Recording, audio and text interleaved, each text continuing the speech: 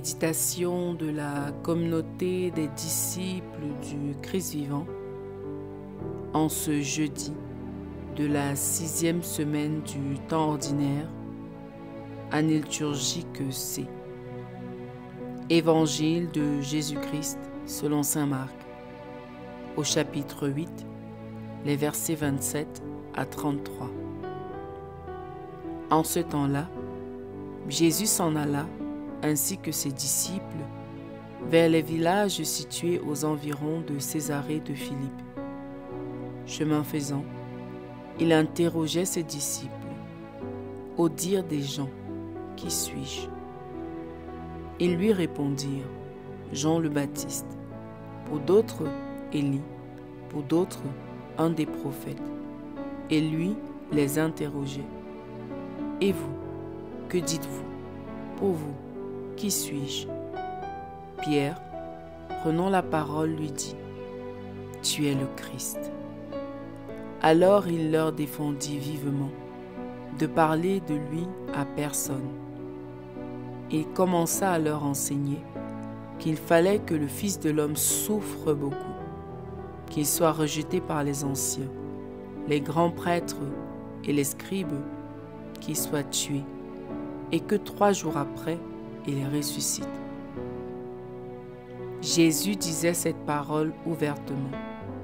Pierre, le prenant à part, se mit à lui faire de vifs reproches. Mais Jésus se retourna et, voyant ses disciples, il interpella vivement Pierre. Passe derrière moi, Satan. Tes pensées ne sont pas celles de Dieu, mais celles des hommes. Acclamons la parole de Dieu.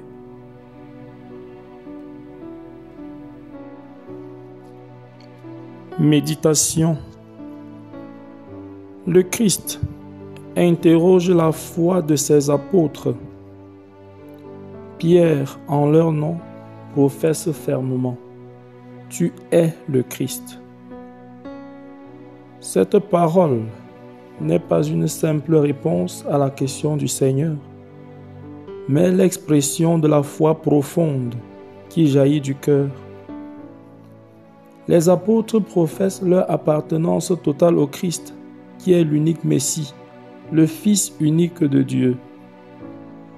Nous devons être capables de professer notre foi en actes et en paroles. Le Christ nous pose la même question. Pour toi, qui suis-je?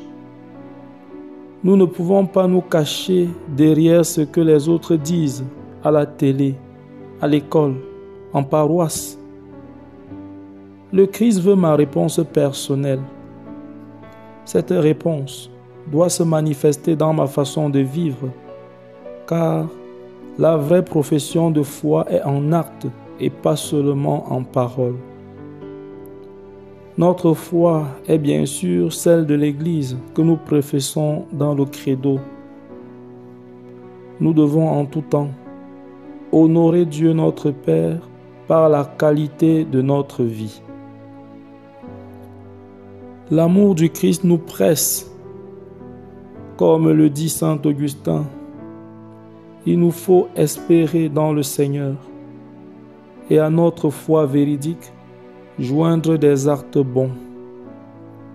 Confessons que le Christ est venu dans la chair, non seulement par la profession verbale, mais aussi par une vie bonne. Tenons ensemble la parole et l'acte, et que le Christ lui-même affermisse notre fidélité. De tout cœur, attachons-nous au Seigneur par nos paroles et nos actes dans la vérité et dans l'amour. Prions.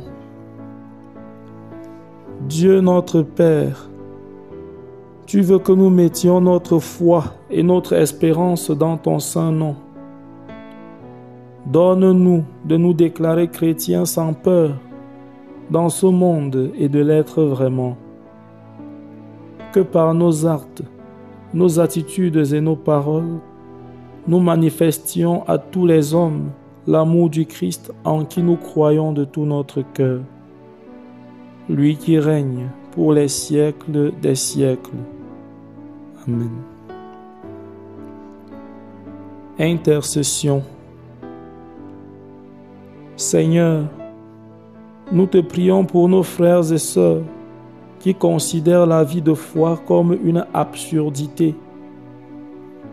Accorde-leur la grâce de ressentir les effets de l'amour du Christ et de se tourner vers lui avec un cœur contrit et humilié.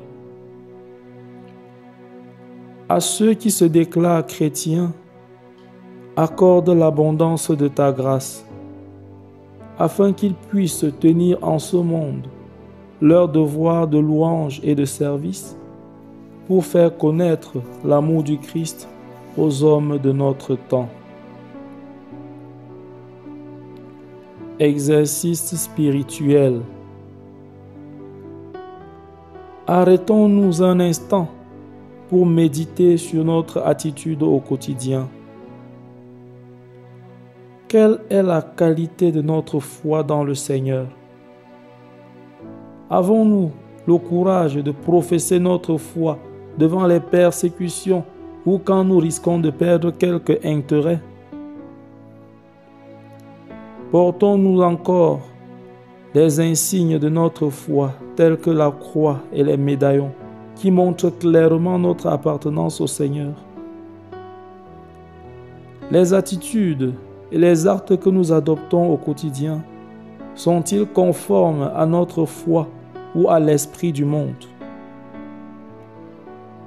Avons-nous le souci de gagner les âmes au Seigneur par notre témoignage de vie?